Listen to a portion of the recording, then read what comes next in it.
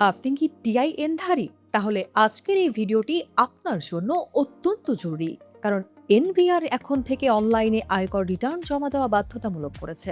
তবে ভয়ের কিছু নেই, বরং এই নতুন নিয়মে আছে বড় ধরনের সুবিধা। সারা বছর রিটার্ন দেওয়ার সুযোগ আর সময় মতো জমা দিলে মোটা অঙ্কের কর ছাড়।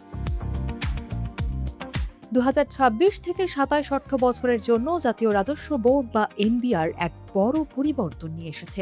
এখন আর সশরীরে অফিসে দৌড়াদৌড়ি নয়, বরং অনলাইন প্ল্যাটফর্মে হবে কর জমা দেওয়ার একমাত্র মাধ্যম।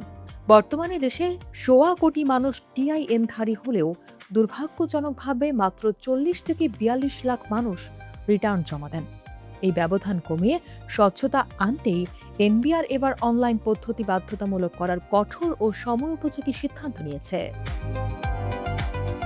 রিটার্ন দাখিল এখন আগের চেয়ে অনেক সহজ। ঘরে বসেই debit, credit card, bank transfer কিংবা বিকাশ নগদ বা রকেটের মতো মোবাইল ফাইন্যান্সিয়াল সার্ভিস ব্যবহার করে আপনি রিটার্ন প্রক্রিয়া সম্পন্ন করতে পারবেন।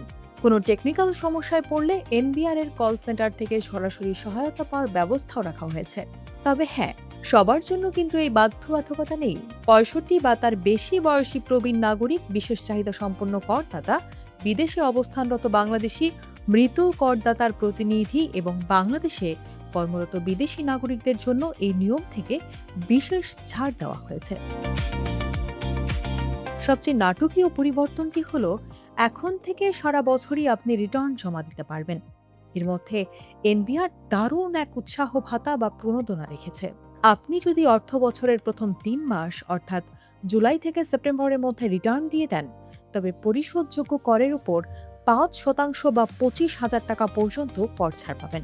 এরপর অক্টোবর থেকে ডিসেম্বরের মধ্যে দিলে কোনো প্রণোদনা বা জরিমানা নেই।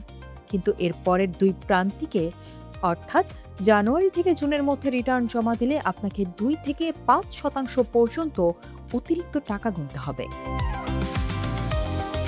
সহজ কথায়, যত আগে রিটার্ন জমা দেবেন তত বেশি টাকা সাশ্রয় হবে আপনার।